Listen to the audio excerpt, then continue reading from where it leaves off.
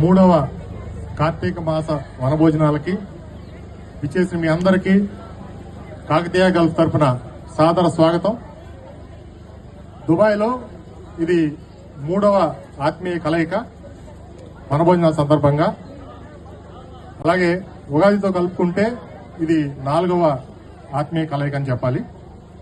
So Karthika వనభోజనాలు అనగానే మనం భోజనాలు చేసి కబుర్లు చెప్పుకుని వెళ్ళిపోవటం మాత్రమే కాదు. 1910వ సంవత్సరం గుడివాడ తాలూకా కౌతరంలో శ్రీ కంఠమనేని వెంకటరంగయ్య, బొబ్బ పద్మనాభయ్య ముఖ్య నేతలుగా ఏర్పాటు చేసిన ప్రథమ కమ్మ మహాజన సభ తర్వాత ఈ 115 సంవత్సరాల్లో మనం ఎక్కడి నుంచి ఎక్కడికి వచ్చామనేది చరిత్ర చెప్తోంది. వ్యవసాయదారులుగా మొదలై విద్య మీదుగా వ్యవసాయం, విద్య, మీడియా, కళారంగాలతో పాటు వ్యాపారం, సాఫ్ట్వేర్ రంగాల్లో ఈ 115 సంవత్సరాల్లో ఇవాళ మన కమ్యూనిటీ ఇంత ముందుకు రావడానికి ఆ రోజు మన పెద్దలు చేసిన తీర్మానాలే కారణం. దానికి అనుగుణంగా వారు ఆశించిన విధంగా మన కమ్యూనిటీ రోజు రోజుకి దినాభివృద్ధి చెందుతూ తరచుగా ఈ కార్తీక వనభోజనాలు అనే సాకుతో మళ్లీ మనల్ని మనం మన లక్ష్యం వైపు పునరంకితం చేసుకోవడానికి ఈ వనభోజనాలు అనేది మనకు చక్కని వేదిక.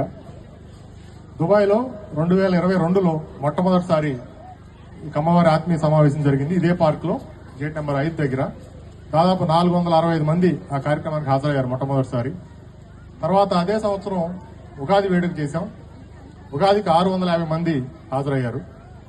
గతేడాది ఇక్కడే వనభోజనాలు 2వ సంవత్సరం చేసుకుంటే దాదాపు 800 మంది ఆ కార్యక్రమానికి హాజరై మన వాళ్ళు ఇక్కడ ఇంతమంది ఉన్నారా అనే ఆశ్చర్యానికి గురయ్యారు అందరూ. ఈ సంవత్సరం ఆ సంఖ్య 1000కి చేరుకుంది.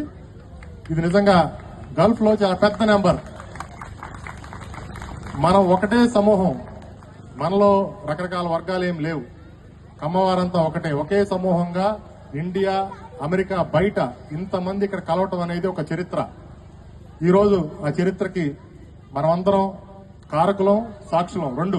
ఎందుకంటే ఇది మనందరం కలిసి చేసుకునే సమిష్టి కార్యక్రమం కాబట్టి.